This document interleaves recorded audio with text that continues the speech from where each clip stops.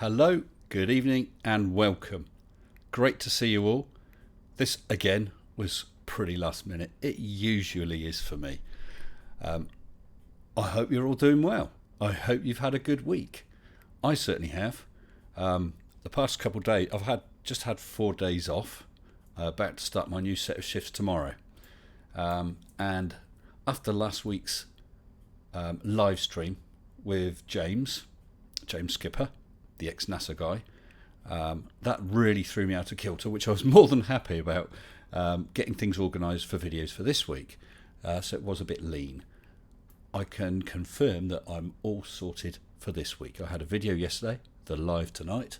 I have videos already prepared and uploaded for Thursday and Friday. And of course on Saturday we've got Skip round 2. We've got the sound sorted out. Hey, my sound's improved as well, I hope you think. And we even tested video conferencing software. It's very basic, very straightforward, and thankfully there were no issues with getting Jim on. It's good to go. We did a test broadcast and recorded it broadcast it to YouTube so Jim could have a look, and it all worked fine. We'll be joined by Mr. Casual Spaceman. He seemed to be avoiding me for a while. I thought he'd be biting my hand off. He must have got caught up with stuff, but he has now confirmed he will be there on Saturday.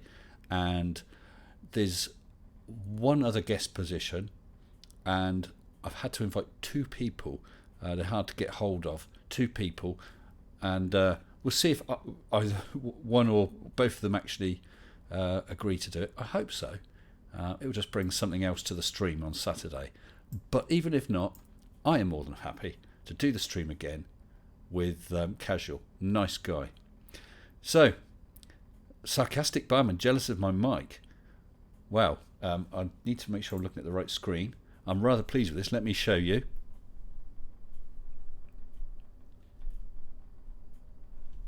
It's a Rode NT USB on a Rode boom with a Rode shock mount. I wanted it to be a bit deeper. How deep is your voice? I wanted it to be simple. I had some help and advice. Colon spent a lot of time with me. I think he's in it. Yes, you're in here. Thank you as ever, Colon. Explaining about XLR cables and Mahujima flip with dials and cables and stuff. See, I was listening, but I'm afraid it's all a bit over my head. I wanted to keep it as simple as possible, reasonable sound, so it's a trade-off. I'm sure I could get some better sound, but if it's going to be an absolute mare for me to try and keep track of, do all the settings, it would get in the way, and it would stop it being such a pleasure talking to you guys. So the compromise was the NT USB, and so far pretty damn pleased with it. A super chat right off the bat, Mr. or Mrs. or Miss or Ms. Logan E. $1.99 US. Hi, and hi to you, Logan. I've not seen you in here before. Maybe you have been. I'm sure you understand it can get hard to keep track of everyone. Although I must admit, I do soon get to recognise the names. So if you have been in here before and I haven't recognised you, Logan, I apologise. I welcome the super chat. Thank you. Yes, where were we? The pop guard. Oh yes, integral pop guard. Very happy with that. It's quite big, the pop guard, but it seems to work. Sarcastic barman. Yes, Conan's just reposted the question form. Ask me anything. I'd have to say, I did put at the very top of the chat that I forgot what I said now. I won't answer anything to dox me, and although I am a very political person and hold pretty strong views and really enjoy discussing those views, even with people with totally the opposite view, and I have no issue with that, I am very aware that a lot of people can get upset, and if someone holds a different room or a different view, I can get wound up. I'm not criticising that at all. It's just the way things are. Some things get me really riled. So I would rather that one subject I'll keep out of my channel. Always have and always will. Okay? I might joke about this politician or that politician, but it's meant in a non-partisan way. Okay? They're all idiots. But I won't share my political views, and I won't comment on others' political views. We're all entitled. I will say one thing, for all of those in the UK, for all of those who are entitled to vote for the UK elections tomorrow, make sure you do it, whatever your vote is, okay? Just make sure it's the right one. No, seriously, make sure you vote. It's really, really important. I think, to be honest, most of the age range of my viewers is 30 to 50, I think. So I suspect that most of you are likely to be voters. And perhaps, I don't know, I don't want to actually make sweeping generalisations. But if you're someone who hasn't voted, I would have a look at some websites, find out some stuff about each party's views, see what fits you best, and ideally vote. If you feel none of them are worth voting for, put in a spoilt ballot. At least it's making it known that you think that. So I think that's probably enough. That's probably enough of politics. Although Mr. Logan E has just super chatted $1.99 US.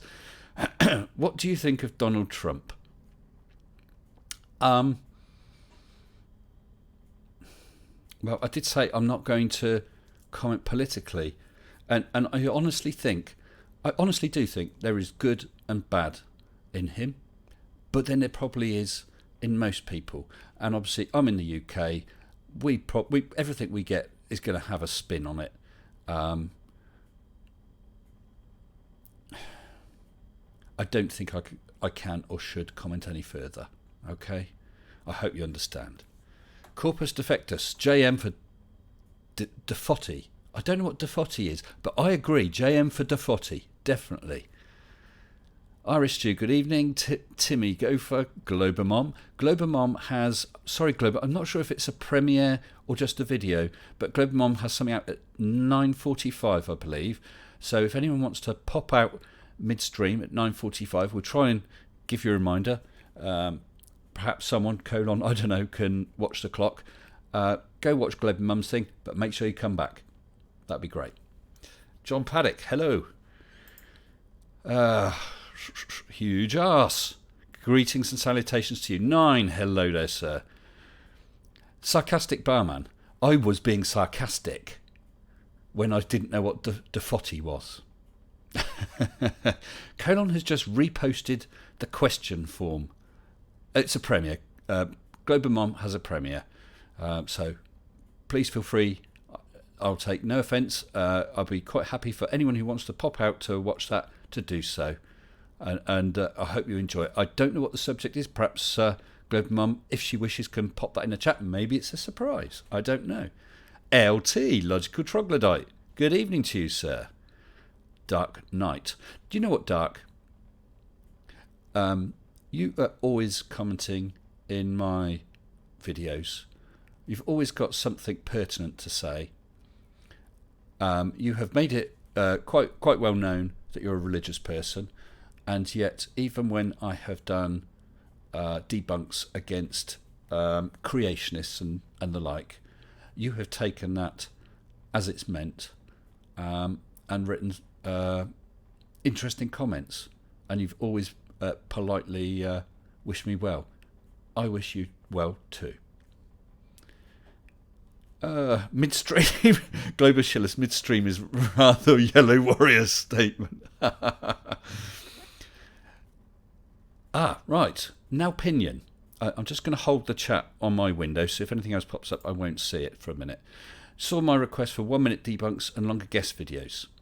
Right. The 1-minute debunks are open to absolutely anyone. I want people to have a crack at it. Just use your phone. You know, if you haven't got a JM style studio and mega cameras and all that sort of stuff, use your phone. That's what I've done before. Just use a phone. It's brilliant. That's absolutely fine. Not worried about fancy graphics. You don't have to put any titling on it. No animations. It could just be a talking head. It can be photos with you talking. All I'm looking for are 1 minute debunks of something flat earth, something conspiracy or similar. Just keep away from politics because I won't show that. And as long as, I don't mind people being a bit rude, but as long as it's not outright offensive, then what I want to do is show a number of those 1 minute debunks. Depending on the number, it'll either be on one show or two shows. And I thought it might be nice to see someone different, to see their take on flat earth and whatever. I've had a number of submissions, each very different. One in particular, and I won't say which one, but one in particular I really liked. Now, I don't think that guy makes videos. I think he should. And it might be interesting to get feedback. The other thing it will do is, let's say it is a channel, you said you're a small channel, it's a chance to get yourself shown in front of a larger audience. Everyone who I show, I'll put their channel name up if they've got a channel. And hopefully you'll get some visits and maybe some subs. So please have a go. The longer slot, it's covering, I've got 3 weeks in January, a week before wedding, my daughter's wedding, the days around the wedding, and then I'm going off for a holiday. I will try and prepare some videos to cover that. I should be able to do a couple of live streams because preparation time is comparatively minimal. And I thought that's a good opportunity to ask other creators. I'm assuming that Simon Dan's probably busy and won't want to do one, but if he does, you're welcome, Dan. But it's a chance for other creators, maybe bigger channels, maybe smaller channels, maybe tiny channels, to submit a feature-length episode. So we're looking for, they can vary, but let's say up to, or targeting around 8 to 10 minutes, something like that. I'll put a wrapper around it, an intro and an outro, and what that does, it fills one of my slots in January. It gives you a chance to be put before my 3,250 subs and anyone else who views, and it gives those a chance to see your channel, which they may absolutely love but never come across. So I've said it before, I think it's win-win-win. So if you would like to have a go, you can contact me via Discord. The link will be in the description. You can email me, and that's mr-sensible@hotmail.com, or give me a shout any other way you feel fit. Okay? The 1 minute debunk videos are the ones that are going to be needed sooner. All right. So that was a long spiel. So now, Pinion, give it a try, mate. Give it a try. Globe Mum. Oh, it's the second part of her 333 sub special. Right. Ugly German Truths. I know you put the terms and conditions on the top of the chat when it started, but that will soon be going away with enough posts. Can you next time also put them on screen? Good idea. Good idea. Yeah, just nothing political, nothing rude. But yeah, that's a good idea. I think it might be, Woman Danielle, Simon Dan's wife. If anyone has any contact with her, or indeed any other creator, if you've got contact with a creator, perhaps it's someone who you've been dealing with a long time and they've got to know you in chat and whatever, please let them know, because they may be someone I haven't come across and may not come across me. See if they want to produce a video. Closing date for video entries. Where are we now? We're 11th December, aren't we? For the 1 minute debunks, probably in about a week's, let's say a week's time for the 1 minute debunks, because I'd like to get those out just before Christmas. That might be a nice thing to do at Christmas, okay? The January ones, I can't see the exact date, but let's say by the end of the first week in January. Perhaps I should make up, put some posts somewhere.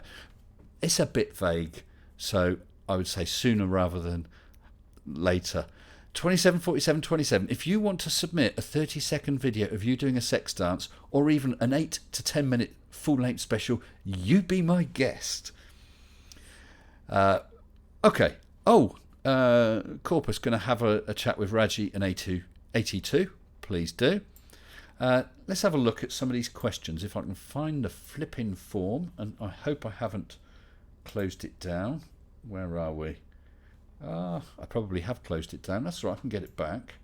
Just have to reopen it. How annoying. Or is it on the other window? It's on the other window. I didn't close it down. Okay, now I saw a couple of these. Right, we currently got 6 questions. Some may get faster responses than others. How do we get to the beginning? Questions. Yeah, responses. Individual responses. The first one is Mr. Ugly German Truths. Are you a homosexual? Asking for a friend. Well, Mr. Ugly German Truths, I'm sorry to disappoint you. I'm sorry to disappoint your friend, but no, I'm not a homosexual. I'm not bisexual. I am heterosexual. I have no issues with those who are homosexual or bisexual, transsexual, or, to be honest, pretty much any sexual. Okay? Each to their own. If it's doing no harm to anyone else, no problem with me. But I'm sorry, you're going to be disappointed. And I actually skipped out because it's stuck on number 2. Tusk, you asked a question. Although I understand that you're going to watch this on TV. I don't know if you're back in here and watching. Let's give it a go. Tusk said, can you cook? And what's your favourite or signature dish? I can cook, but not to recipes. I am not a fantastic cook, but I have made some cracking dishes, but it's usually sort of suck it and see. I want to make a curry, and curry is probably my favourite. I start chucking spices in and see how it, and think, do you know, I'm going to add some beans to that, or some corn, or whatever the hell. And once or twice it's been a total disaster. Most times it's been pretty good. So yeah, I'd say I can cook a nice curry. And I cooked a cracking steak for Mrs. Sensible. It's gorgeous. A ribeye steak with masses of shallots and goodness knows what. Made a red wine sauce. I forgot what you call it. After you cook the steak, you take that out. You put the wine in the saucepan, and it sort of takes the little burnt bits and incorporates them, simmers it down, put it back with a steak. It was gorgeous. I got credit for that one. So hopefully that answers that. I'll have a quick look, see what we got. Mr. Sensible only eats cheese. Well, apparently not. What's this? Why is there a slaphead homosexual with blue ear defenders? I'm not going to answer that question because it's not on the proper form. Oi, oi, Jimbo, Jojo Bobo. Jim, please, at some point, if you haven't heard, I'm asking for submissions for 1 minute debunks, and for some creators to cover slots of mine in January. So if you want to make a full-length episode for me as a cover, I will happily return the favour sometime if you're off on a jolly somewhere. Anyway, let's get on with the next question, because otherwise they're coming in faster. Where's the page on? Here we go. I don't want to come in too fast. Right, Ugly German Truths, you've been answered. Barman. Which body part do you wish you could detach, and why?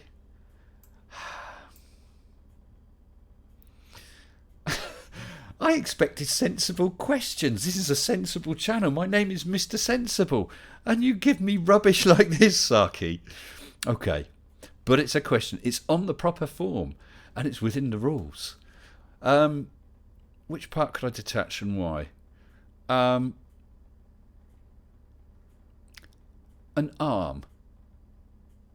I would like to be able to detach an arm so if I lay on my side in bed, it's not in the way all the time. Yeah, because that does annoy me. I actually ended up with a bad shoulder from always sleeping with my arm in a certain position, and I ended up with a frozen joint. It was agony, and my arm got weaker and weaker, so I couldn't pick it up. It took quite a bit of physio to get that going again. So yes, my arm. What we got next? This is quite fun.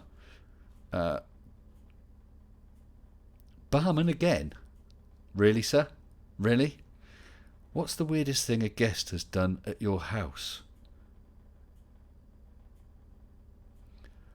The weirdest thing a guest has done at my house. I don't know why she did it. We just sat down. We had a friend, female friend, with her kids had popped round. Just sat down with a coffee.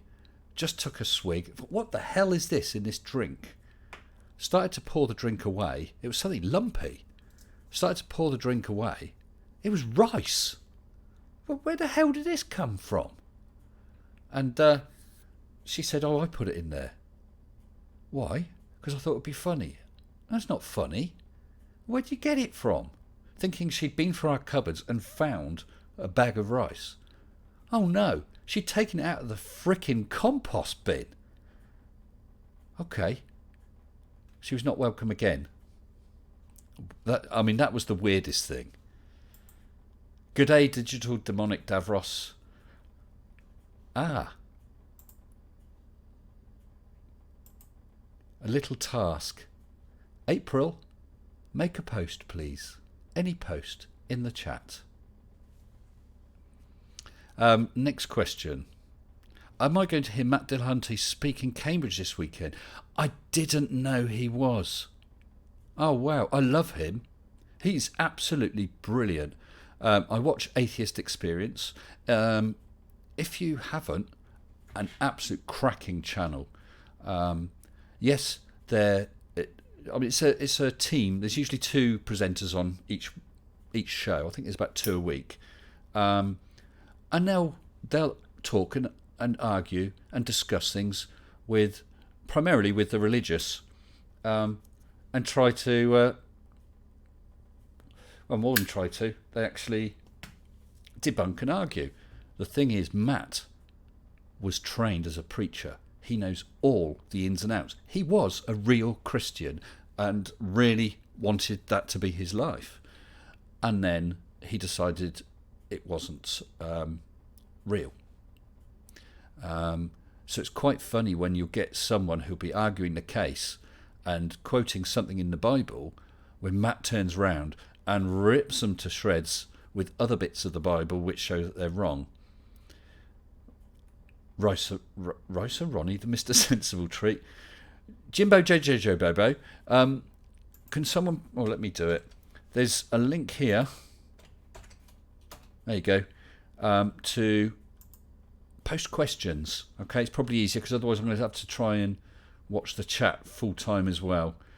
Miss Tree, good evening. Jinshu, whichever body part hurts the worst. Roger Rabbit. Roger, you do know my email address. It's mr-sensible@hotmail.com. Please, please, please post those pictures of Jessica Rabbit as I have asked you. I'm still waiting, sir. Curbatise, what's the guidelines for the chat questions? Just no politics, nothing offensive, and I reserve the right not to dox myself. Other than that, I will try and answer everything. And talking of which, let's go on to the next one. I like this. Barman again. Barman, I hope you don't mind. Oh, all right then. I hope... Look, there's another 10 questions. Are they all you? Really? What inanimate object do you wish you could eliminate from existence?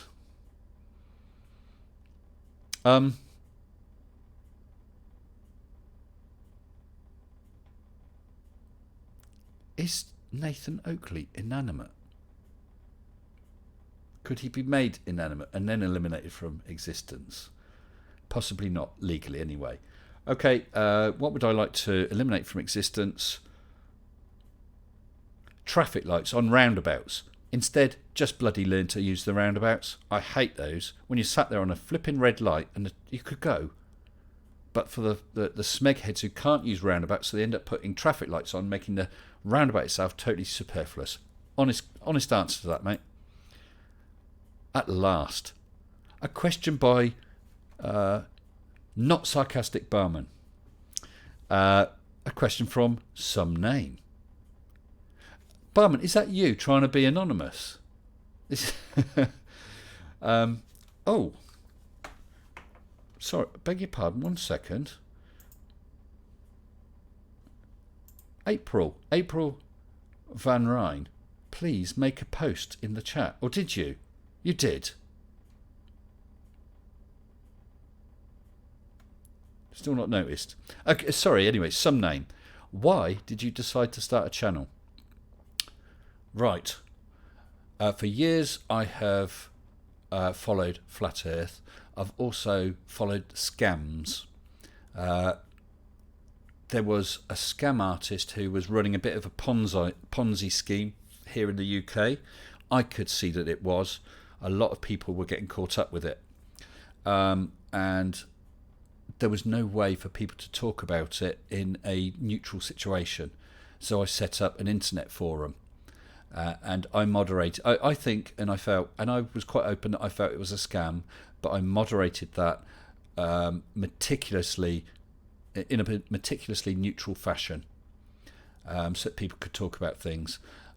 This guy ended up doing time. I forget if it was 7 or 10 years, and he scammed people, including a lot of old age pensioners, out of several £1 million. So my part in this was running the forum, which did appear as a backdrop on a TV programme on the BBC, I think it was. And I was contacted by a fraud-related detective from a police force in another part of the country to discuss the information I had, which felt good. So in some little way, I helped put that scumbag away, which was really good feeling. She's noticed. April Van Rijn. And did you notice I got your name right? $2 Canadian. Thank you for the wrench. It means a lot. You're very welcome, April. Bit of a tease between April and myself. I had seen it in a few times. But this is actually possibly a good time to say, if anyone wants to be a moderator, either on my Discord or on chat, please don't ask. Okay? It's a personal thing. I prefer to decide, do you know what? This person, I've got to know them. I trust them. I'm going to either make them a moderator or offer them a moderatorship. I'm being honest. When someone asks, even politely, I feel a little uncomfortable, so I'm inclined either not to do it or to wait longer than I might have done. Okay? I'm sure you understand, April. April asked me quite politely, and I'm sure she'll be a great help, and I appreciate that. But it's a good time to say. So yes, that was why I got into fighting scams and things like that. And I quite fancy, because I followed Flat Earth on the Flat Earth, the Flat Earth Society forums for several years, before I really became aware that it was such a thing on YouTube as well. And as soon as I saw it, I thought, I'd like to do that. And I don't know if you ever checked out, but my username was actually created, I think, about a year ago. But it was another 6 months before I started the channel. Just got caught up with other things. Right, yeah, these headphones, my other headphones, which are very nice, very comfortable, plug into a USB port. The USB board on the front of my PC is giving up the ghost, and that was causing a couple of dropouts. These belong to Mrs. Sensible. I know. They're not the most manly of headphones. I will get some others. Where else are we? Observer. A wrench? You want a whole toolkit? Haha, very funny. I must tick off that super chat. Where is it? From April. Thank you, April. Right, so that, I think, answered some names' question. boy, these questions are building up. I will try, if I can, to fire through some of them a little more quickly. From Mike. Okay. Let me do something a little different. 1 second. I'm going to post a link in chat. Mike's question is more of a request. It says, please look at this YouTube link. It is my friend taking on the Flat Earther Trinity 4 at the Globe Live Tour finale at Leicester Square. So I will drop the link here in chat. So there you go, Mike. It's a bit of a shout out. Okay. Thanks for the question, which wasn't. Colin, is it just one or a combination of these that makes for a perfect flirf? Dunning-Kruger, dyscalculia, critical unthinking, lack of cheese. I will come back to that. But Mr. John Rapp, who has just super chatted $5 Australian. Good day, Mr. Sensible. Sorry about the accent. My question, does this super chat work? I think perhaps it does, John. Thank you very much. Thank you very, very much for the super chat. Yes, going back to Colin. The perfect flirf. Dunning-Kruger always helps. Lack of cheese? Definitely. Critical unthinking? I think you need that. Now, dyscalculia? I don't think so. I don't know all the ins and outs of dyscalculia, and I'm not even sure if that's how you say it properly. But I work with some people who have that. Because there's Asperger's, dyscalculia, I've forgotten what it is, ADHD, ASD, loads of these things do not mean that you are an idiot. Okay, they really don't. And I'm sharing something personal, I was identified as having traits of Asperger's. And in fact, as my moderator Colon is aware, Monday, I actually finally, after waiting for about 2 years, went on an official assessment for Asperger's. I don't have a problem with it. I regard it as a superpower, if you like, because I can focus on something and just get it done. So it's no issues. I just want to know. So anyway, yeah, I don't think anything like that is required to be a flirf, because any of those things do not make you an idiot. And almost by definition, if you're a flirf, you are an idiot. Okay, thanks for that, Colin. Hugh, Mr. Hugh Jas. Did you really get me to say that? Have I ever been to Australia, and if so, where? No, I haven't. I would love to. My daughter lives in Australia, Newcastle area. I don't know if that's where she's going to end up. But no, I would love to. I would love to go to the outback. I have been to Arizona, and I absolutely adore desert and that's quiet desolation. Stunning. I would love to go there. I also wouldn't mind going to Bondi Beach because of how famous it is. I recommended my daughter went, and she actually said it wasn't that nice. But no, I would love to. I'll do 2 more questions and then I'll have another look at chat. Corpus defectus. Please let your wife tell us to shut up and sit down. What, to replace that in my video where it says shut up and sit down? She might actually be watching. She's upstairs in a house watching some alternative entertainment on television. I hesitate to say total crap, but I did say to her she should watch this channel and maybe super chat me, but I don't think she will. Actually, I just spotted 274727. This is an egg. You need an egg to be a flirf. Yeah, that's probably true. Yeah, I'll try and remember that, Corpus. See if I can get her to dub that on. That would be interesting. And I said I'd do 2, so 1 more question.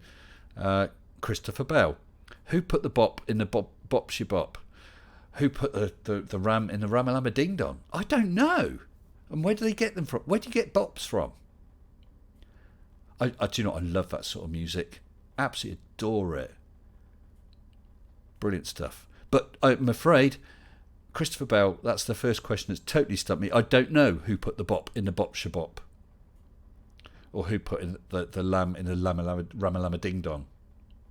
Okay, let's hold that for a minute and we'll go back to chat. What do I want for Christmas?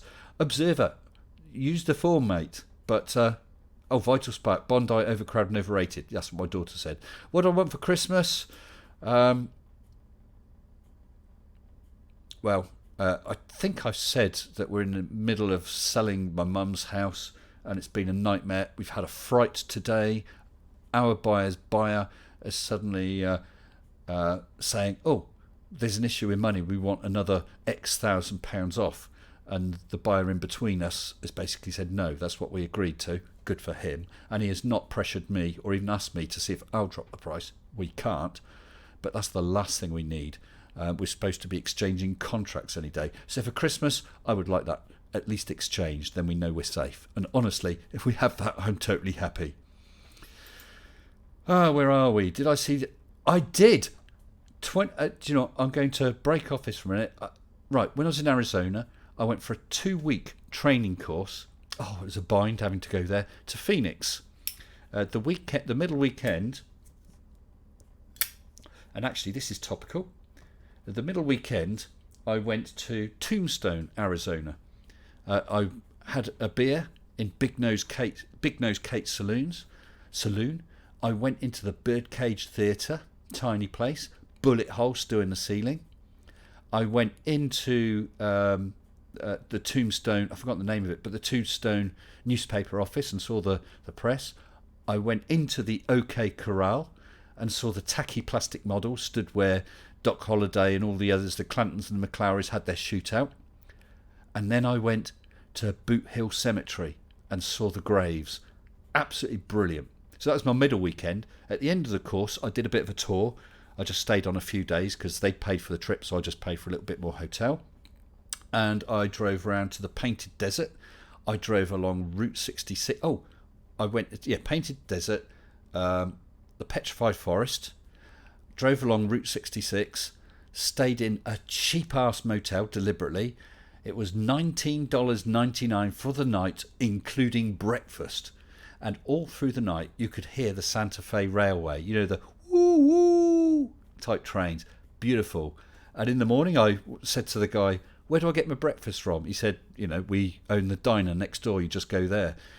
Just as I went there was a Native American being thrown out of the diner, literally thrown out, staggering backwards, absolutely drunk as a skunk, about 8 o'clock in the morning. And I went in there and I had pancakes, and they were the worst bloody pancakes I ever had. They were foul. I couldn't eat them, but I loved the trip. Went on to Meteor Crater. That thing is astonishing. 4 miles round, and I think it's the thick end of a mile deep. I'm not entirely sure. No, it's not that deep. I'm thinking of... start to think of the Grand Canyon. That's deeper still, I think. But no, it's really, really tall. Taller than Washington Monument. I know that, so it can't be a mile. Stunning. I said that this is topical. I had a bit of a tidy up of my room. I cleared an area a little while ago. It's been sat there for sorting, and I came across a few bits and pieces which I actually pulled out and put here because I thought it might be interesting to talk about. One of them is this. This is a real...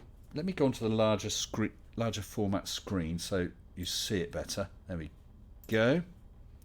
This is petrified wood from the Petrified Forest, Arizona. Well, when I say it's from the Petrified Forest, it's from just outside. You can't collect anything from inside it. They don't sell anything from inside it. But outside, there's obviously a lot less of it, and businesses or whatever collect this. It's quite a weight. I guess it's about... it's got to be getting on for a kilogram. You can... I don't know how much you'll see. You can see all of the tree rings. And some sort of crack thing that was in the middle. It is stone. There's the back, which isn't polished, but again, you can see this crack that you get in a slice of tree trunk. Absolutely amazing. It's not a stunning thing to see. It's just, to be honest, it looks like sand and gravel with fallen sort of grey tree trunks all over the place. But amazing thing to witness. I'll go back to the other view because I like it better that way. Go across. There we go. coming back to the chat. So yes, I saw Meteor Crater. That looks nice, Mr. Sensible. 5 minutes to premiere. Okay, yes. Well, it's about 3 minutes to premiere. Colon or someone, if you can, or Global Mum, I don't know if you can, but if you can drop a link to Global Mum's channel, anyone who fancies popping over there for her premiere, please do so. I will take no offence. I'll be happy for you to go and visit Mum and then pop back in afterwards. Someone said something about, yes, it is awesome, Dark. Absolutely incredible. It was rather expensive, but hey, I'd gone to Arizona. I wasn't going to quibble over a few dollars, not at that point. Let's go on to the next question. Question 13. Will I be out looking at Geminids on Saturday night? The ones I always watch, and I'll be honest, that's a huge ask. I wasn't even aware that it was Geminids this Saturday. Perseids, August the 12th. Those are the ones I particularly watch because they are stunners. Saturday night, Geminids is cancelled, mate. Saturday night is live stream with James M. Skipper. You don't want to miss that. But actually, it's after midnight. You're better for meteors anyway. So maybe I will. Perhaps someone can remind us during the stream. Boy, I'm going to get a bit of a move on. I'll tell you what I'm going to do. I'm going to have a swig of drink before my throat cracks. We've got quite a few questions here. I will try and speed it up a little. Let's see. Colon, thanks for the link. I presume that's Mum's premiere. Thank you. Next question. Global Mum, what's the funniest prank I pulled on someone? Well, Mum's going to miss that, so if someone can remind me, I'll come back to that for her. Globus Schillus, if I could go to a pub, what beer would I drink and what kind of whiskey? I'll deal with whiskey first. I'd only ever had sips of probably quite ropey whiskies and thought, don't really like that. And, excuse me, about 2 years ago, I was at a friend's house who is not stupid rich, but, he's quite a wealthy guy and has some very nice alcohols. And we were talking about that. And so I said, I've never tried a decent whiskey. And I don't know what it was. I don't know, 10-year-old malt, 150-year-old malt, God knows, I don't know. It's supposed to be a really good one. And I tried it, and I still didn't like it. It was smoother than the rubbish I tried, but it wasn't me, I'm afraid. As for beer, I'm not a big drinker. I'm quite happy with something like a Coors. I know it's a weak beer, probably not even regarded as a beer, but I quite enjoy that. That would be the sort of thing I'd go for. Now opinion, 50 Swedish krona, Sleeping Warrior for Defotti. Everyone's on about Defotti. I must find out what that is. Sleeping Warrior for Defotti. No sex dance required. Thank you, Now opinion. Well, I'm not that cheap anyway, mate. Not much more expensive, but not that cheap. But thank you for the super chat. I appreciate that. Where are we? Hopefully I won't miss it next time. Chef, is that the live stream? And Marcus, what's the boo for? Next question. I'm just about keeping halfway up. It's going up as fast as I can. Oh, it's from Mr. Jimbo Jojo Jobo Bobo Jojo Bobo. What's the scariest thing I've ever done for fun? Oh, scariest thing I've ever done. I mean, there have been a couple of things. I'm just trying to. I'm not good at heights. Dumb fellow of the year. I'm not good at heights, so I have gone on some roller coasters and pretty much crap my pants, I'll be honest. Yeah, I wouldn't even dream of doing anything like bungee jumping, hang gliding, or anything like that. The scariest thing I've ever done, actually, I know what it was. It wasn't really for fun, although at the time I thought it was for fun. I was coming back, so I was about 18 years old, coming back from a pub with a mate of mine. There's a particular bridge in a nearby town that crosses two little rivers, and the middle bit is over a bit of grass. You can the wall is, I don't know, just above waist high, easy to climb onto and even over. Just on the other side is a ledge about 8 inches wide. I climbed. Remember, I'm sort of not exactly sober.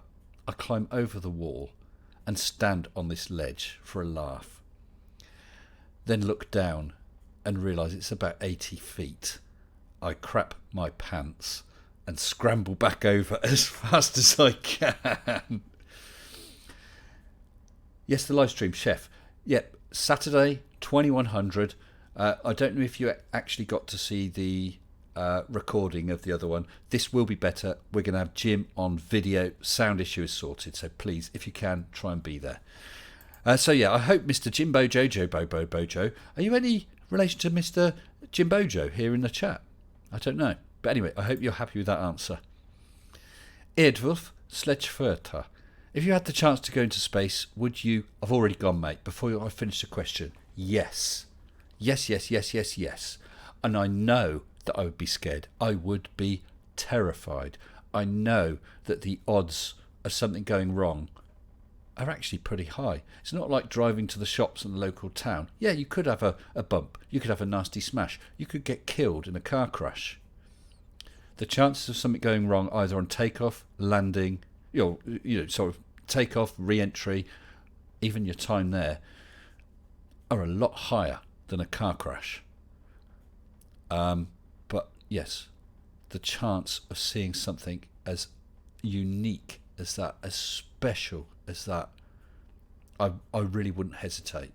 Yes, I would be scared, but I would do it. I asked Mrs. Sensible, would she? And she said she wouldn't, because, you know, she's aware that it's risky. And she said, you know, she wouldn't want to leave the kids and so on. I mean, they're grown up, and nor would I.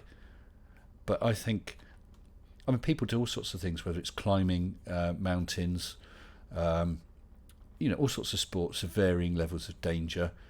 And you really could walk down the road and get killed. You know, it can happen. It does happen. And I know that's taking a deliberate risk, but it's, as far as I'm concerned, it's a calculated risk that I would be willing to take.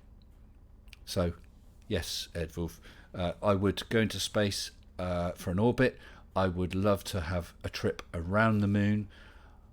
At a push, I'd like to have a trip onto the moon, because of course your risks are going up again, for a short stay. I would love to see Mars, but the journey time's too long, and I certainly wouldn't sign up for that idea of going to Mars and stay on Mars.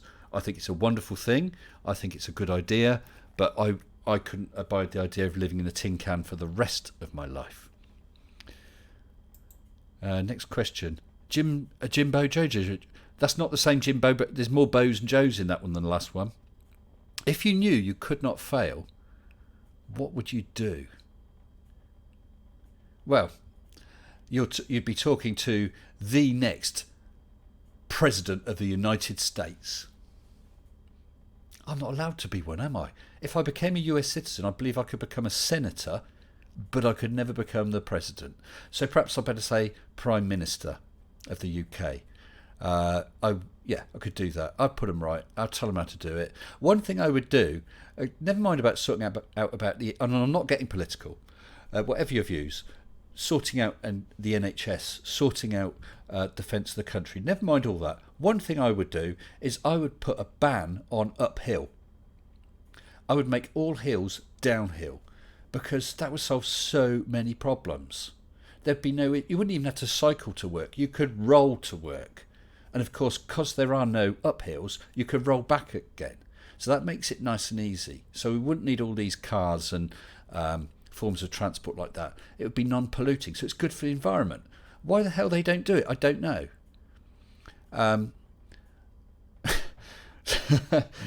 That's one of my ideas. The other is literally to tow the UK about 150, 200 miles further south, so we get better weather. And of course that again means an improvement for heating. So there you go. That's what I would do if I could not fail. I would become UK Prime Minister and I'd put those things into law straight away. And I've not let the chat go, so I apologise if I've missed anything. Marcus Dresden said genius. I'm not sure what the genius was, but thank you.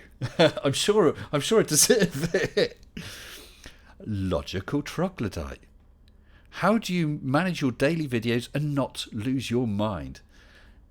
Now, sir, how do you know that I have not lost my mind? That's a good question, isn't it? I'll tell you how. And this is the honest truth. I enjoy it. I totally enjoy it. The hardest thing is finding new videos. Now, I do have help from some people who drop videos into... I've got a room on my Discord, vid suggestions for Mr. Sensible. I get a lot of help from a couple of other people who I shall name. Osvaldo Greco drops me a lot of videos. And once again, the irrepressible colon.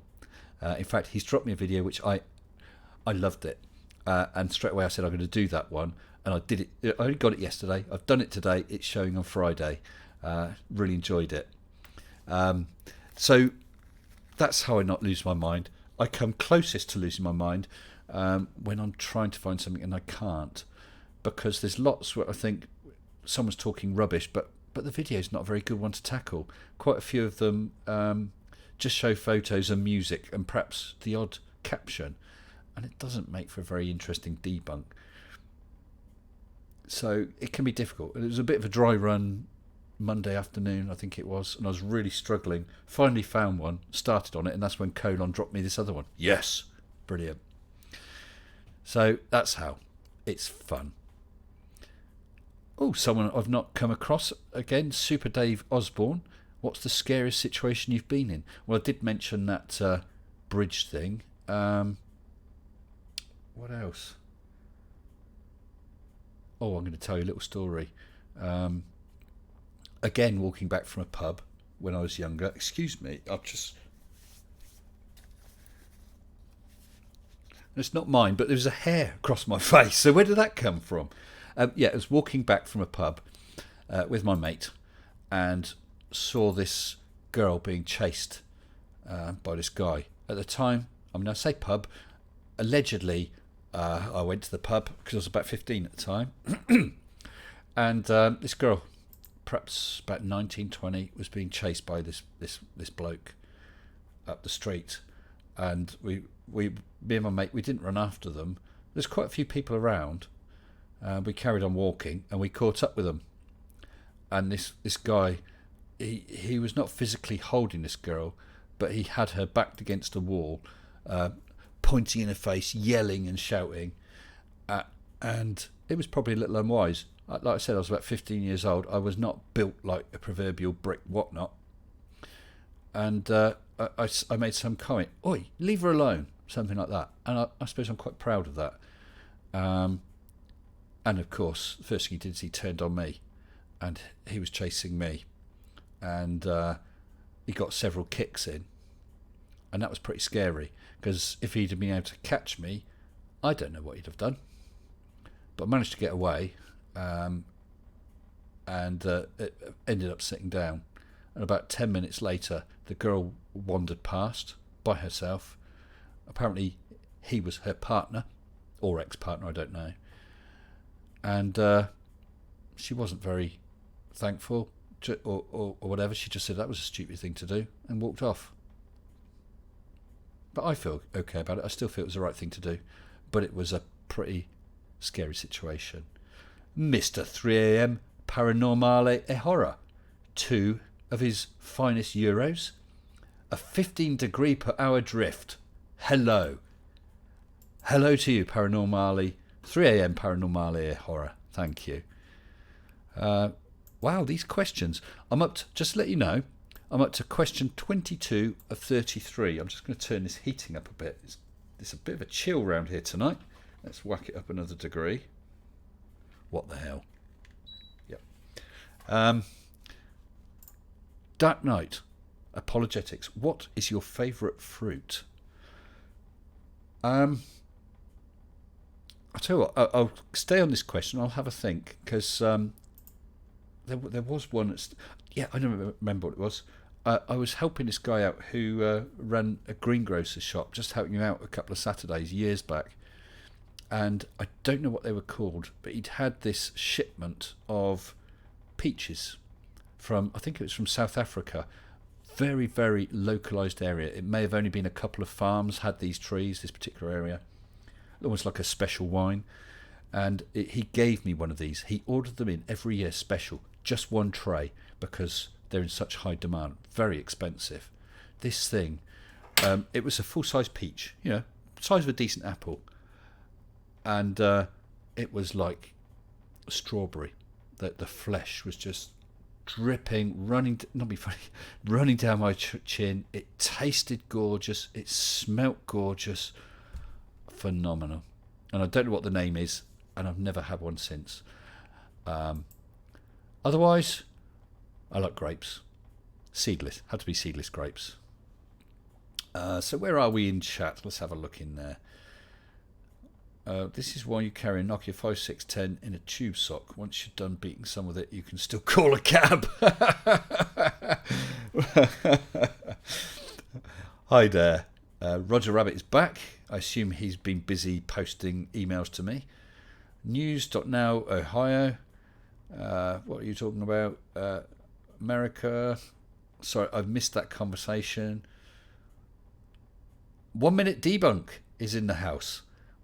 What's up? What's up?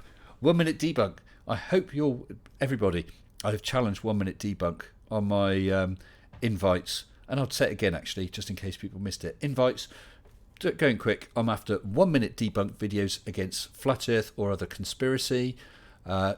Anything, film it on a film. You don't ever have to have done it before. No graphics, nothing fancy, just a debunk video. And I challenge 1 Minute Debunk to submit a 30-second debunk. It wouldn't be a challenge for him otherwise, would it, 1MD? Check out his channel sometime. And the other thing is, if there is any creators who want to make a full-length episode for my channel to cover dry slots in January, because of my daughter's wedding and a holiday, please contact me. Okay? So I've actually forgotten what I was saying now. Where were we? Gleb Mum, you're done. I hope your video, your prem went well. Chef Alan, yes, I tried grapes with cheese. Yeah, Mum, I hope the video went well, and I hope you sent everyone back again. Oh, about Karen B. Oh, yes, I did a video on Karen B and her orbs. Dark Knight likes bananas. Anyway.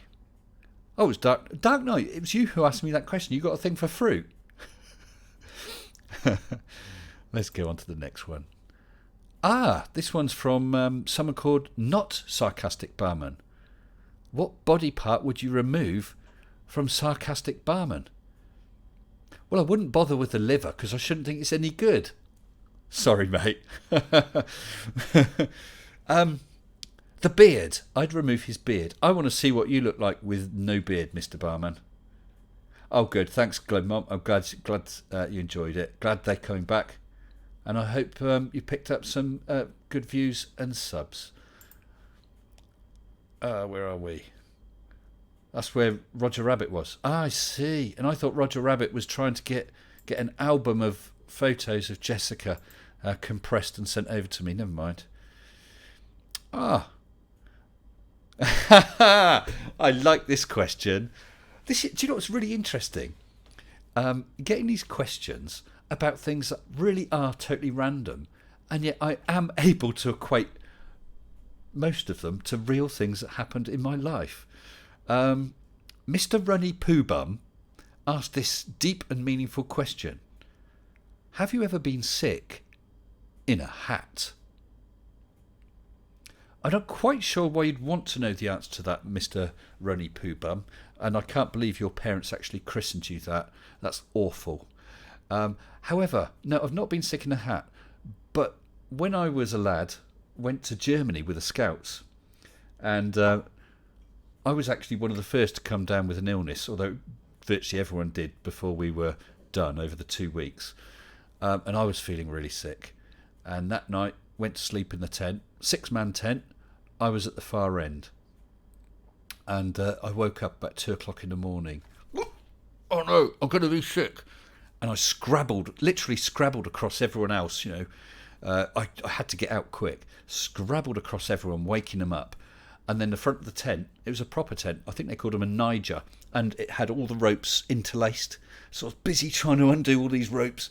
And I couldn't hold the sick anymore. And I threw up all over this lad in his sleeping bag. And you know what was really bad? I then had to wake him up and tell him. Boy, was I embarrassed. I suppose I could have snuck back to bed and let him find out in the morning. But no, I'm not that bad. So, yeah, not in a hat, but all over someone while they're in a sleeping bag. I hope that satisfies your curiosity. Globus Schillers, what is your stance on pineapple on pizza? I think there's only one pizza that's worth eating, to be honest, Globus, and that's sort of a Vesuvius, shit hot, super spicy, covered in pepperonis, covered in chilies pizza. You can chuck a bit of pineapple on there as well, but cover that with chili as well so you don't notice it. I don't have a problem with pineapple on pizza. What I do have a problem with is vegetable pizzas. Mrs. Sensible gave me one of those by accident once. What the hell's the point? Vegetables are all right as long as you serve them with some real food. But no, I don't like vegetable pizzas. Pineapple, I could take it or leave it. Sorry, what's this Christmas? Hey, Mr. Sensible, have you ever really been far, even as decided to use, even go want to do look more like? Chrisma, can you find a translator and repost? Thank you. What the hell is he talking about? I don't know. Can I whisper? Can I still be heard? Hopefully the mic works. Oh, now we got not sarcastic barman. What do you think of canned spaghetti? Quick story. Place I worked at, there used to be a guy who would come every morning, take orders for food, bring them at lunchtime. Sort of like in a big London office, although it wasn't London. He came in one day. He was an Italian guy, and he said, "I'm thinking of doing various Italian dishes. What do you want?" And someone says, "Oh, I could have a cannelloni. I could have this. I can have that." And he came over to me. I said, "I don't suppose you're going to do alphabetti spaghetti?" He gave me the filthiest look and walked away. What do I think of canned spaghetti? Great for kids. Not really up to much else. So, Mr. Not Sarcastic Barman. Aha! Interesting. Tusk. Are you aware that it's illegal to smoke in a place of work? If so, why are you breaking the law? Well, first, Mr. Tusk, I'm not smoking. This is the same. I don't know how long we've been going. We've been going an hour 5, and I managed to get about a third of this cigarette, and I've lit it about 4 times. So I'm not doing much smoking here. Actually, I said about that petrified wood, something else I found. This was liberated many years ago, allegedly, from a hotel. A little no smoking sign. In preparation for when we get that house sale through, and I actually do give up smoking. Anyway, this isn't a place where this is actually my off time. I worked in here all day. Now it's my off time. And besides which, who the hell's going to know? There's only me here. Nobody knows that I'm smoking in my place of work. And what am I going to do? Sack myself? Maybe I could and I'll get someone decent in instead. Oh, translation matrix offline. What brand of cigarettes do you smoke? I can't do advertisements. Not unless Golden Virginia pay me an appropriate sum of money. No, I don't advertise. I don't push smoking. I'm only kidding, children. Stay away. Definitely. Actually, why am I even saying that? Children shouldn't be watching this. This video, as are all my videos, are copper compliant. No one under 13 should ever watch them. No one under 13 should even have heard of me. Copper compliant me, 100%. Dark Knight Apologetics. What makes headphones manly? Well, first of all, they've either got to be silver or black. They've got to be big and cover the ears, not these dainty little in-ear earbuds like these wannabes like Fight the Flat Earth are wearing. What sort of man has earbuds and puts himself in front of the nation? It's shameful, I tell you, shameful. I like over-ear phones. I find earbuds uncomfortable. On ear, I find are okay for about half an hour, and then they start to hurt my ear. So these are almost over ear. My normal, I haven't got them to hand, are really quite big, so they surround the ear. Added bonus is, of course, it doesn't let sound out, and you don't get so much sound leak in. So those are manly earphones for a manly person on a man's channel. Women are welcome, of course. Definitely. Skyfly Bri, that copper rule will be effective from January the 1st, 2020. To be honest, I'm not worried. I did have Tube Buddy running on my machine, which gave some interesting stats and figures. But one of the tools was a copper compliant tool, which would go through your videos. I don't know how effective it was. Check them for copper compliance, and mine 100% came out okay. I'm not really worried. I think that if they're going to go after anyone, they'll go after people who are abusing it. So people who are definitely targeting children, big channels as well. I don't see what their point would be in trying to sue me. The cost involved, I'm in a different country and I ain't got the money to pay them anyway. And I can't even see how I wouldn't be copper compliant. The most uncopper compliant bit is my logo at the bottom. Does that make children want to come and see this? Do they want to come onto my channel and find out about Daniel Pratt? I think not. Liam Hodgetts. What's my favourite genre of film literature? Stay cheesy, Mr. S. Favourite has to be sci-fi, definitely. My favourite series is the Dune series, written by Frank Herbert originally, the first 6, and then his son, along with, can't remember his name, who wrote some of the X-Files. They've written more books than the original series. I know some people think they're not as good. They are a bit different. I love it. And I would also recommend Greg Bear. First book of his I read was in the 80s, called Eon. There's Eon and a follow-up book and a prequel. I thoroughly recommend it. I did mention it in this channel before, talking about it, all to do, and I'm not going to give it away, but all to do with an asteroid with several chambers inside that appears in Earth orbit, and the 7th chamber holds a massive secret, and it is odd, and it sent tingles down my spine, and I really recommend the book. That's a hard sci-fi book. The Dune books are lighter reading and span tens of thousands of years. Corpus Defectus, yes, I did promise to do Global Mom's question. Global Mom, you asked a question and I came across it just... oh, God, this is slow going back. That's all right. I'll find it. Oh, that's quicker. You asked a question just before you went, and I promised everyone that I'd ask it. Right, I'm back to the beginning, so I'll page forward. I would answer your question. Barman, some name. Mike, Colin, Hugh Jars, Corpus, Christopher Bell, Hugh Jars. Oh, I missed that one. Fragilo. Apart from flat Earth, what flat things do you think? Oh, what flat things do you think harm the world most? I'm not really sure what the question is. But what things harm the world most apart from flat Earth? Cultish behaviour. We all know of cults like the Moonies, and another big cult that likes to sue people so their name will not be mentioned by me.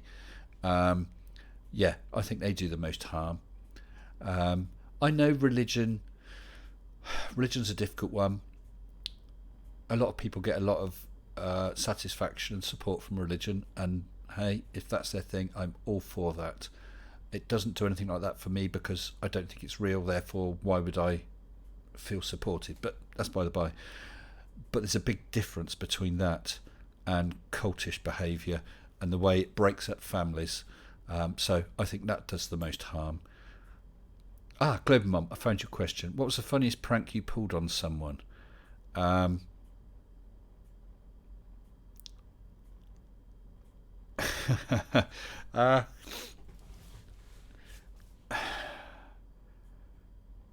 you know, I saw that question and I thought of something then. And it's escaped me again. Funniest prank. That's really tough. I'll think on that a second. Global Schillers. I have read some Isaac Asimov. I did read the original Foundation ones. Loved those. Laws of Robotics. Yeah, not quite so much, but the Foundation ones I thought were great. But they seemed to jump around, didn't they? It sort of petered out, if I recall, or some of the books got written by other people. But I did enjoy I think it was the first three, because it's all about leading up to the discovery of, was it called Star's End? I think it was called Star's End, if I recall. So that proves that I did read it. Sorry, Gleb Mum, the funniest prank I ever pulled on someone. I know. It was at a place of work, my first proper place of work. Really nice senior moment. Sod off, Chriso. Really nice place I worked at. And there was this old boy. He was talking to a customer. And he sat there on an ordinary swivel chair with a phone, chatting away to the customer. I get a big roll of duct tape. And I start taping him to the chair, going round and round. He's still talking to the customer. Round and round. His arm sort of pinned to him. And he still talks to the customer, and then I duct tape the phone to his head as well. So by now he's totally bound. He finishes up the call. Yeah, thank you very much. Okay, well, we'll look forward to you placing the order. And he put it down. Mr. Sensible, you bastard, get back here! And he's absolutely stuck on his chair. So that was probably the funniest prank I ever played. I certainly enjoyed it. Really, really nice guy. He's dead now. I don't think it was because of me. No, it was because of a heart attack several years later. Oh no, now I need to go forward in the questions. Otherwise I'm going to repeat all these questions. Runny Poo Bum, we've had that. Pineapple Pizza, we're covering everything tonight. Canned spaghetti, smoking, manly headphones. Oh right, we just done that about sci-fi and that. Dark Knight Apologetics. My first serious question. Thank you, Dark. What do you know about the origin of names of months on our calendar? Well, I know that quite a few of them are named after gods. Let's see. March is named after Mars, I believe, god of war. April, I'm not so sure of. May, I'm not looking too clever now. I thought, or am I getting muddled up with days of the week? Because you've got Moon Day for Monday. Thursday is Thor's Day. Wednesday is Woden's Day. To be honest, I'm not so sure about the months. No, I'm not too sure. Well, there's an honest, stumped answer. Yeah. Sorry, Dark, I can't answer that more fully. I know little of such things. The Rich Noons. What is my favourite sci-fi book? Yeah, out of all the books... Actually, one book I've read, which I really recommend, it's not... Well, I suppose it is partly sci-fi. And I think this one is... Because there's definite sci-fi in it. I would recommend this book, okay? So get ready and jot this down. It's by Dean R. Koontz. That's Koontz. And it's called Lightning. The first half of the book is a bit strange. And you think, what the hell's going on? And it's a bit sad as well. The situation, the heroine, of the story finds herself in, but then it gets quite sci-fi, and I'd love to tell you more, but I don't want to spoil it. If you don't want to buy it, then see if you can scrounge a copy from somewhere. That's one book. As a standalone book, I have read it so many times. Well, Tusk obviously doesn't like Kuntz. I've not read any of his other books, but I love that. Okay. Oh, Harry Warp says September through December come from Latin names for 7 through 10. Well, there you go. I have learnt something. Do you know what I thought of that, Roger? Julius and Augustus Caesar, but I thought perhaps that might be just coincidence, but apparently not. Yeah. Guys, whatever you think of Dinar Kuntz, please don't fall out about it. Like I said, I like that book. I might hate others of his books. Arthur C. Clarke, someone we were talking about, Isaac Asimov. I love some of Isaac's, but others just leave me cold. I mean, it's different strokes, isn't it? So that was probably my favourite one standalone book. But as I already said, the sci-fi that I really, really love, and I think now it's up to about 17 or 18 volumes, and I've read it all 18 volumes cover to cover. Must have done it about 10 times over the years, and each time I get through, there's another one or two to add to the end.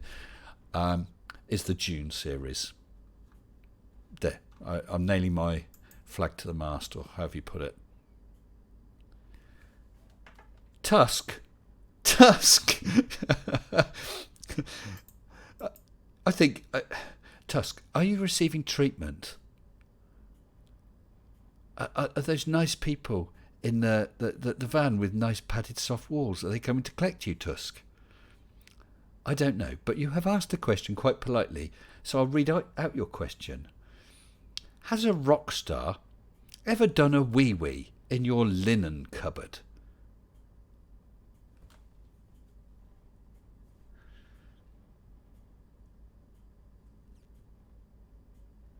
I think that's good.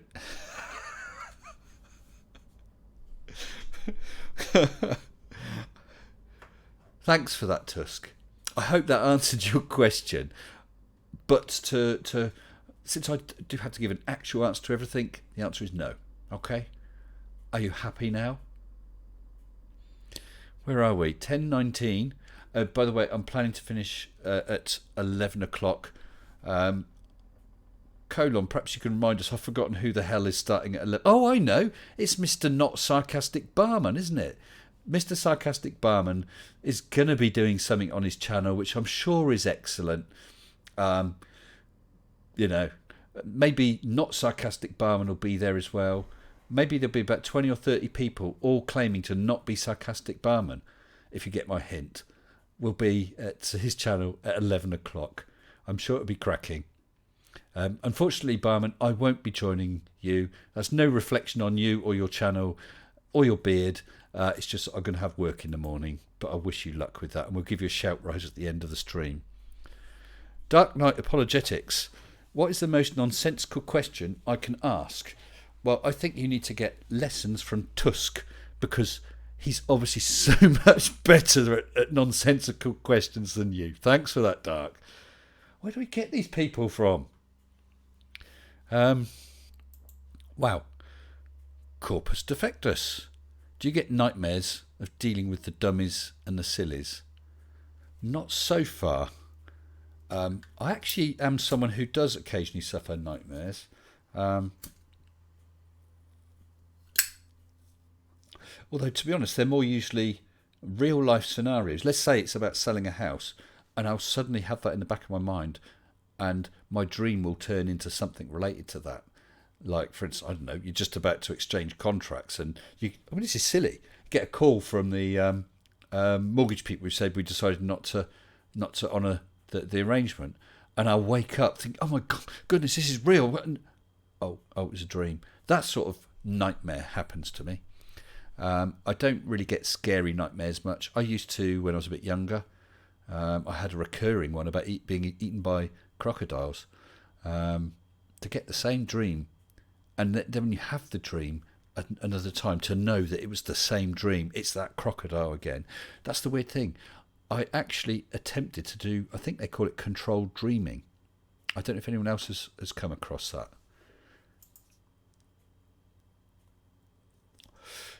Controlled dreaming, which is, I don't even know how real it is, or if it's something I read in a sci-fi book, but you're having a dream when you realise, hold on, this isn't real, it's a dream. And having realised that, you can almost step outside the dream and steer it in the way you want. So, for instance, you're having a dream about the mortgage falling through, and you decide instead to change the dream so that instead you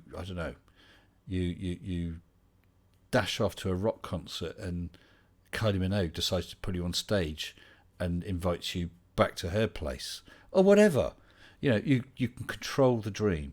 Lucid dreaming, yes. I didn't, make it weird and you wake up.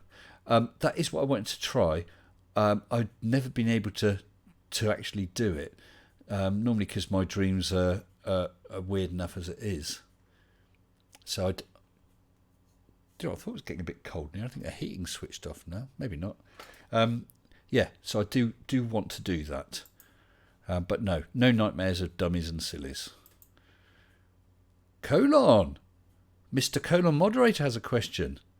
What time do you want me to stop putting the form in chat for questions? LeMayo. What's LeMayo? Is that related to Defotti? This is all very confusing for me. Well, we're at 10:23. I actually only have 3 more questions in here. So if anyone... I'll tell you what. Well, we could do it either way. If anyone wants to chuck any more questions, please feel free. We'll do a few more because we've got time. And I've really been enjoying this tonight. Oh. Wow. Now, once again, something I can relate to something in my life. Unbelievably. Mr. Splat Earth Theory.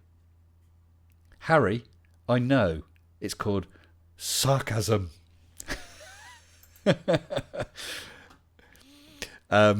Splat Earth Theory asks, what's the difference between a duck?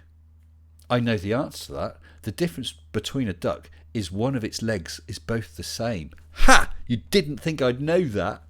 That's the difference between a duck. One of its legs is both the same. Is that the same difference you were thinking of or another? Emma Siggy's gone out again, I think. Yep, so one before last. Kirk, number 6. I'm not a number, I'm a free man. Am I a fan of the Pogues? No. I've nothing against them. I'm going to look like an idiot now. I've probably heard a load of their stuff, maybe liked it, maybe haven't, but not realised it's them. I invented the duck. Am I a fan of the Pogues? No. My music tastes are quite varied. I like... Well, I grew up in the 80s, so a lot of 80s two-tone ska music I like. I do like rock and roll. I mean, proper rock and roll, 1950s rock and roll. I like a bit of heavy metal, a bit of Maiden. All sorts, really. I don't really go for this sort of more recent ballady sort of stuff. And the one thing I despise is rap.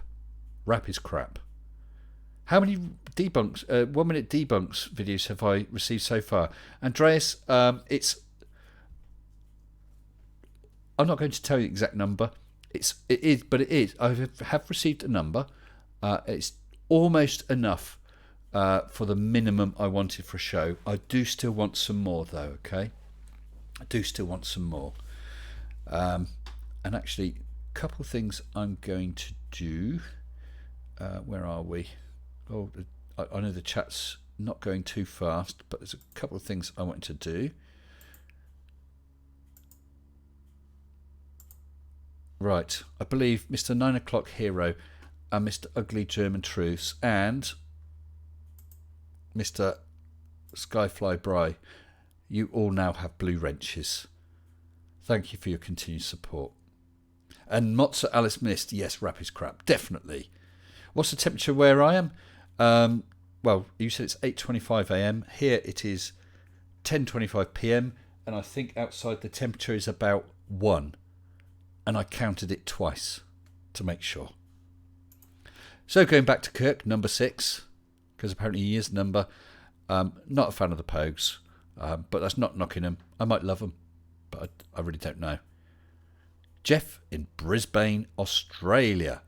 Can a free and democratic institution eventually consider evolutionary humanism as a prequiz to the insipidness which prevails today? Maybe? Is that an answer? Not really sure. I'm being honest, I'm not really sure, Jeff, what you're asking here. That's down to me, I'm sure. Evolutionary humanism. Temperature is 6. Yeah, it's probably about 4 degrees here or not. Hi, Flatfish, are you a flat earther? I can count to 1. I had a lot of training. 9 o'clock here. You're very welcome, and well deserved, sir.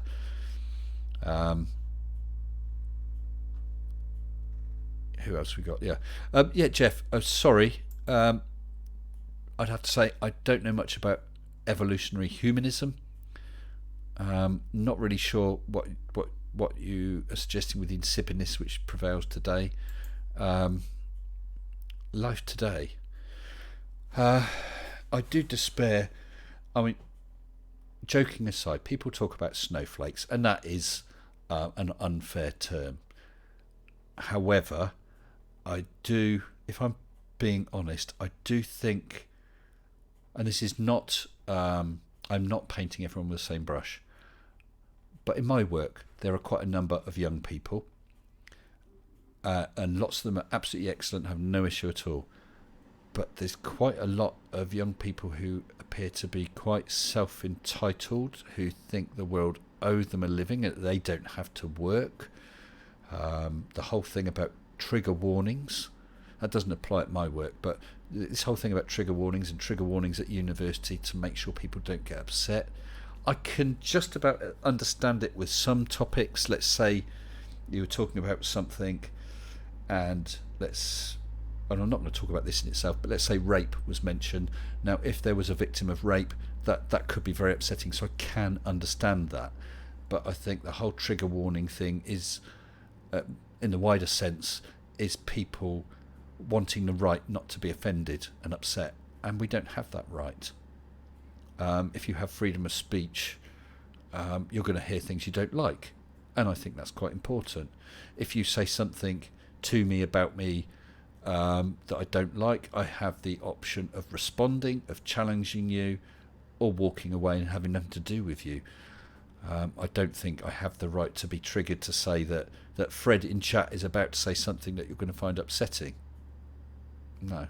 I've had some quite nasty posts on some of my videos. Not too many, actually.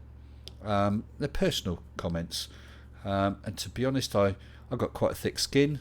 And I just try and ignore it.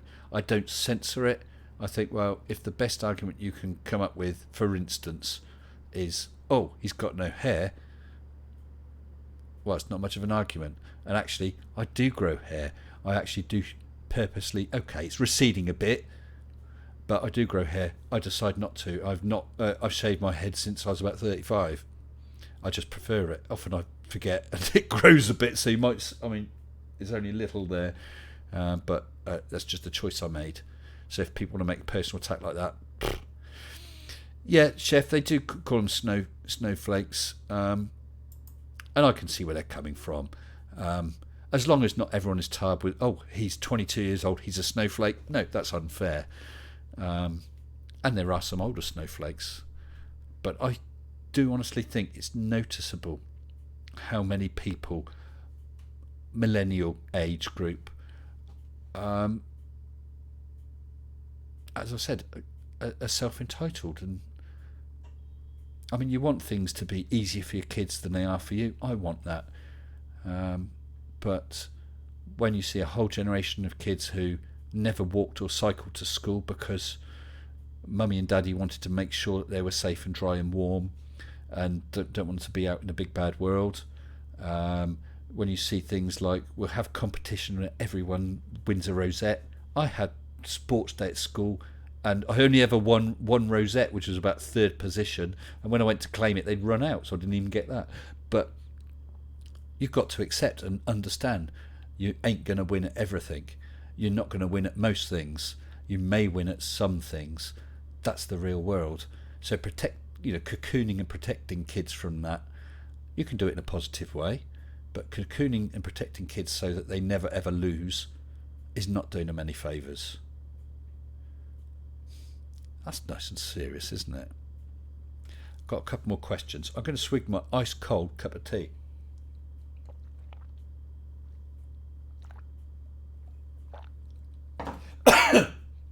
Oh, excuse me. Yes, a couple more questions have come in. Tuss wife Dion, what song do you sing in the shower? I actually got caught singing today. What was that I was singing? I don't even know what it's called, but from the film, it was E.T. When Elliot first goes out into the garden and throws a ball into the shed, and it gets thrown back out again by E.T. And then he gets scared. It's when his brother and has a couple of friends around, all having a pizza like playing Dungeons and Dragons or something. But there was a song playing on the radio. I don't know what it's called. Well, I guess I know what it's called. I have no idea who it's by. I don't know if it has a different title. Papa Mau Mau, something like that. Papa Mau Mau, Papa Mau Mau, Papa Mau Mau, Papa Mau Mau. The funniest word I ever heard. Papa Mau Mau, Papa Mau Mau. And I can't understand a single word. It sounds a lot better in the bathroom. Hey, maybe it sounds good on mic. I don't know. Sorry, everybody. I didn't give a facepalm warning to anyone.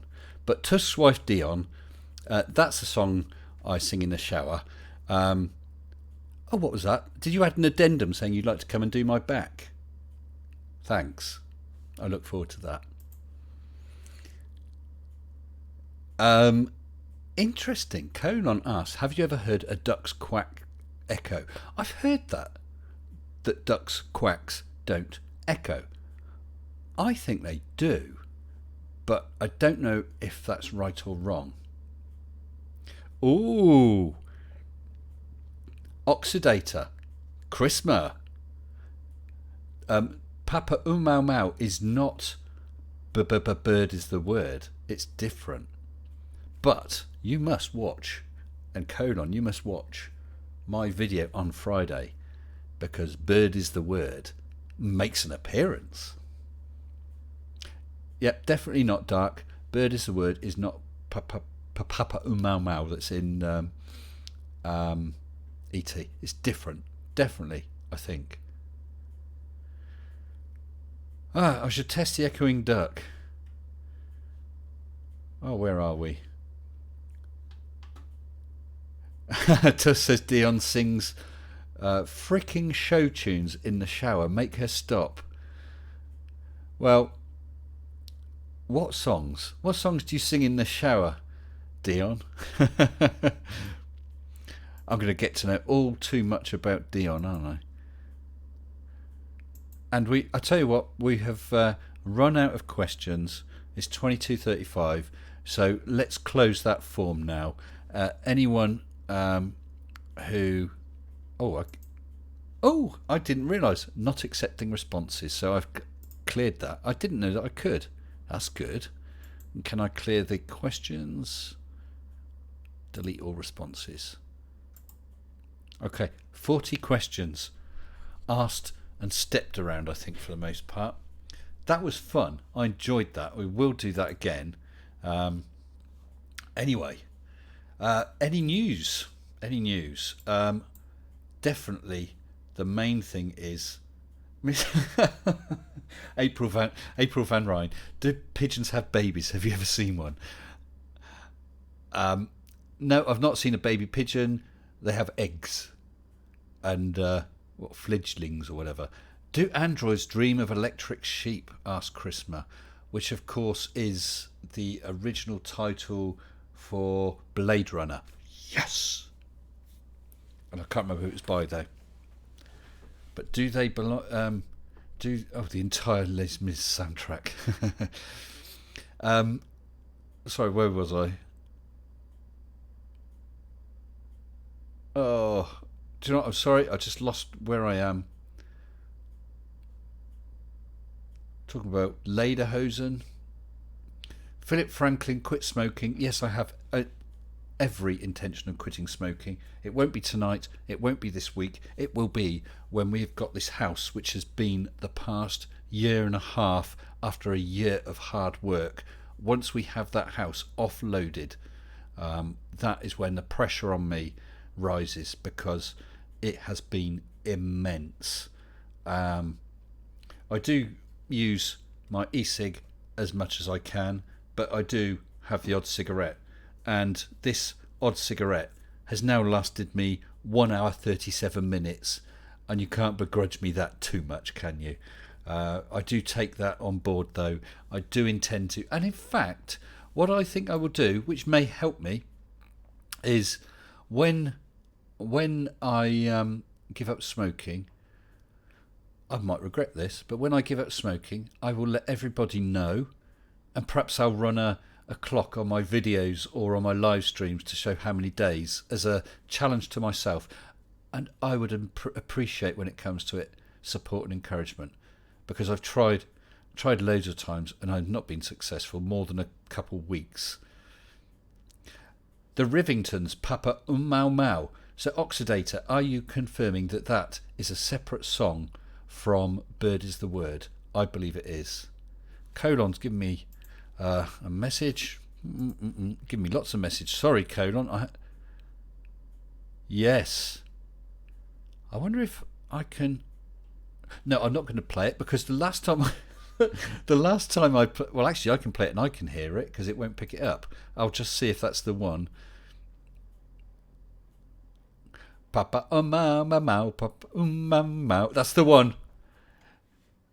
That's the one. The Rivingtons, Papa mau mau, and that was in E.T. That's the song that I'm always catching myself singing. And yes, it is another song. We was right, they was wrong. That reminds me of something else. I said earlier on we were talking about Arizona, and I went to Boot Hill Cemetery. All these handwritten, say gravestones, they're wooden boards, and there was one from a guy called Geo Johnson. I guess it was short for George Johnson, who was hung for something in error, and it said, I'll try and remember exact words. Geo Johnson, we hung him. He was right, we was wrong. He was hung, and now he's gone. Great. So the poor bugger got hung, got hung, but they apologised on his gravestone. That's interesting, Christopher, about eggplants or tomatoes. Didn't know that, but I do. This is e-cig, and I actually have quite a high nicotine content, because nicotine is not the problem. It is toxic, but not at the levels, even in cigarettes. The real issue with cigarettes is the tar and the 1,000 or whatever chemicals they add. That's the problem. Whereas vaping is just, vegetable glycerin or some other glycerin, flavouring, and nicotine. Nicotine itself is no more harmful than caffeine. It's more addictive, but it's no more harmful. So, yeah, I will be doing that. Honestly, guys, I'm sorry already, but I appreciate the thoughts. And my heating's still working, but it feels colder in here. I think it's struggling to keep up. Must be getting colder outside. Well, we've had some good questions. I was saying, yes, Saturday, 2100, James Skipper. For those of you who didn't catch it, he is a lovely guy. I had a test stream with him a few days ago when we wanted to make sure that the sound would be okay. Excuse me. We wanted to make sure the sound would be okay because it wasn't the previous time. The only real issue was that he didn't have headphones. So he, originally on his PC, which had connection problems, but then on his phone we were talking. So every time I spoke or Casual Spaceman spoke, it came out the speaker of his phone, but then was picked up by the mic and fed back to us. So we got dreadful echoes. We still proceeded because it was still worth it because he was such a great guy. Chrisma, not a hard question. DC. Yeah, but he's now got headphones, so we'd arranged a date and time because he's an elderly gentleman. He's not so au fait with Discord and things like that, and wanted to make sure it'd work. He came straight into the Discord server, and we were talking.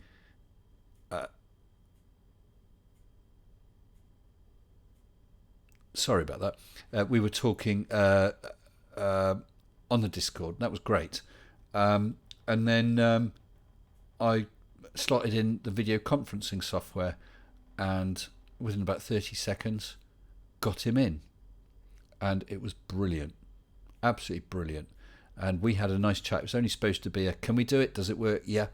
We actually chatted for about an hour and a half. Such a nice guy. Mitch Goldstein, am I on Discord? Yes. So Mitch is one of my patrons. Good evening to you, Mitch. And I do apologise, but let me do this. You sir, should have a blue wrench. Yes, I'm on Discord. Oh, I see. Am I chatting on Discord? Well, I was in there, but I've been too busy, so I'm not doing a voice chat with anyone tonight. And in fact, I'll be wrapping up in about 17 minutes because I'm finishing at 11. I've got work tomorrow, and at that point, we'd like to encourage everyone to hop over to the Sarcastic Barman's channel. Red Leicester or Wensleydale? I think a bit of Red Leicester because that's so different than most other cheeses. Yeah, Colon's given the link for anyone for Discord, but as I said, I'm not in the chat room tonight. If anyone joins Discord, they won't be able to go in the chat room without me adding a permission to them, so you'd have to contact me. Oh, Cynthia Vicious, would I be interested in doing a show about harm reductions, e-cig, vaping, science and law? Woohoo, Mr. Mitch Goldstein.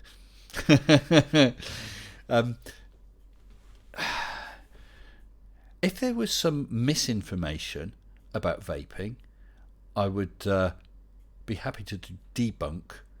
I'm not so much about the what's the word? Not so much about sort of pushing it as an alternative. I think it's an excellent alternative. Yes, you're vaping. It is not going to be harmless, but it's a damn sight less harmful than a cigarette. It may not be breathing mountain air, but you're not sucking on an exhaust pipe anymore. Okay, so I think it's an improvement.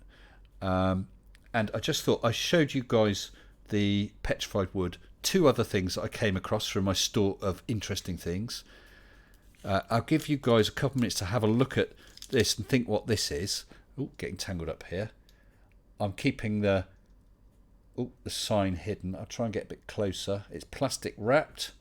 You can see the sort of size. It feels like a lump of wood sort of weight. Okay, have a little think about what that could be. I'll tell you in a minute. But the other thing I want to show you is something, and I mentioned I was in Scouts when I was a kid. Well, when I was in Scouts when I was a kid, I had this sheath knife. A nice metal sheath on this knife, belt clip. Let me open it up. Okay, I mean, this is what we were allowed to play with when I was 13 years old. Whether they're allowed them nowadays, I don't know. But the blade goes right through the handle, so it's a solid one-piece metal, and the handle on each side is actually plastic with a crosshatch in it. And on this side, yes, this side, that way up, it's got, I don't know if you can see it, it's got the Scout symbol. All very interesting, and I loved that when I was a kid. Did lots of silly things with it, found lots of use for it when I was in the Scouts. When I was a little older, at school, I think I was about 15 years old, and in history, we were studying World War II, and they had all sorts of interesting items.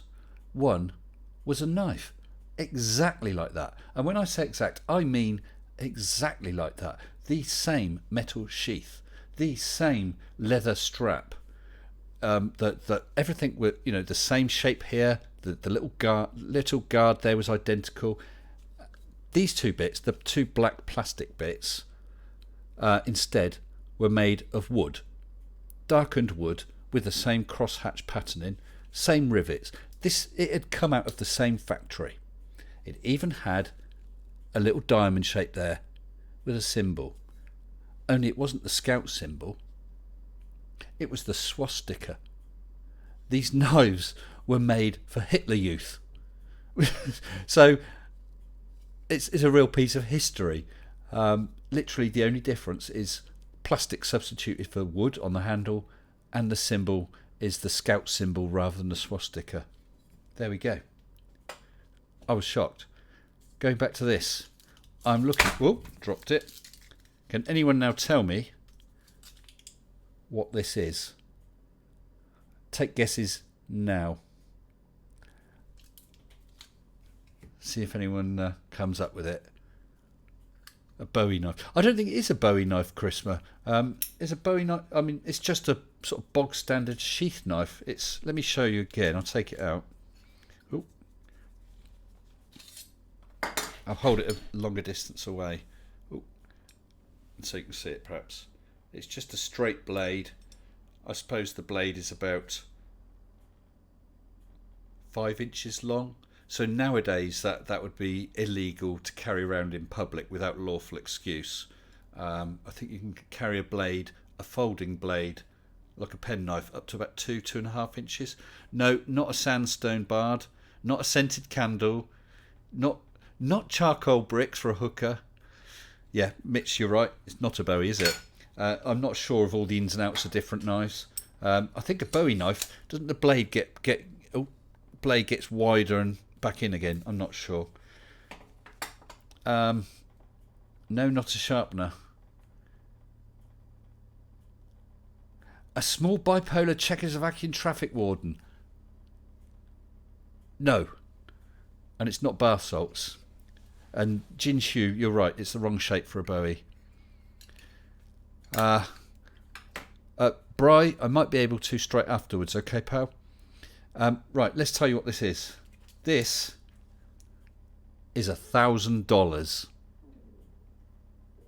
And I got it for free. It was a few years back when lots of companies and all sorts were doing all sorts of freebies on this brand new internet-y thing. And I found a website, the United States Federal Reserve System. Oh, I don't know if you can see that. I'll rotate it slowly. Destroyed notes. And it says, and I quote, "The Federal Reserve banks are responsible for the destruction of unfit currency and destroy several $1 million each business day. These notes are pulverized and compressed into briquettes. 1 inch of this briquette is equivalent to 55 notes, or $1,000 in $20 denominations." And it was a freebie. All you had to do is put your name and address and they send you $1,000 of shredded notes.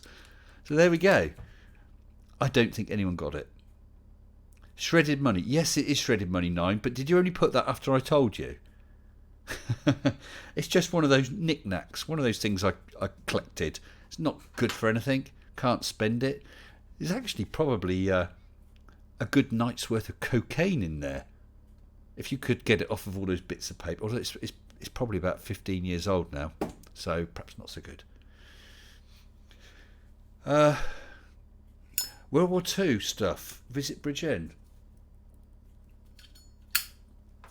I do find World War II stuff fascinating. Obviously, it was the most dreadful period of history. What I found most interesting was... yes, Mitch, Skyfly Bry, I can come on Discord after this for about 10 minutes. We're finishing in 10. No, never, says 9. Yeah, sorry, what was I just saying? World War II stuff. Enigma. And Bletchley Park, I forget, Enigma was the coding machine. What's his... It's gone straight out of my head. Someone will drop the name in a minute. The guy who invented the machine, the code cracking machine. I went there for a day about a year ago. Absolutely phenomenal. And I actually had a go on one of the German Enigma machines. Those things are worth, I don't know, 80, 100,000 pounds each. And they had one that they very carefully unlocked and let you have a try. They asked children primarily, and they just pressed a couple of buttons, had the light up letters and the rotors turned. Fascinating. And I said to the guy, I said, look, I know this is for children, but I'm just so fascinated. I would love to, absolutely love to touch this thing. And he said, yeah, I could. And so I very carefully pressed a couple of buttons and the lights came up, and I thought this was great. And this lady then came up, sort of almost pushed her way through, asked a question, and without asking, then started pressing buttons. She didn't just press buttons. She was bang, bang, bang, bang, bang, bang, bang, bang, bang. This thing's World War II, antique, an original Enigma coding machine. Yes, it was Alan Turing. I'm sorry, I don't know how that had gone out of my head. But yeah, I couldn't believe it. Could not believe it. And how are we for time? We've got about 5 minutes more, guys. Oh yes, and 8 minutes to Barman's premiere. Please, anybody who does jump over there, make sure you ask him, have you got cheese? We need cheese. Mr. Sensible sent us on cheese hunt. Keep reminding him. Nice guy. Cheering. I found that was fascinating. It's worth a visit if you ever can get to Bletchley Park area. It's very, very nice. They still got a lot of the huts. I went into his office, and I'm not sure if it's still his original mug, sort of enamelled mug, but they've got his desk there, and he always kept his mug literally chained and padlocked to a radiator so no one could nick it. It's probably an Asperger's type thing. I can understand that. Yes, you're right, Chrisma. Alan Turing was gay, and he paid the price for that, didn't he? And he was punished. I think he was chemically castrated, and caused him all sorts of problems. I don't know if did he actually commit suicide? I think he might have done. Absolutely shameful. Not him, the way he was treated. One of the most important things in the war. How many lives did he save? How much shorter did he make the war? Okay, I'll just double check. Okay, I've missed no super chats. Everybody, thank you once again. It's been an absolute pleasure. Yes, I was right. Chemical castration and later suicide. Very sad. And of course, there's those two movies. Really, really worth. Oh, hello, Ryder.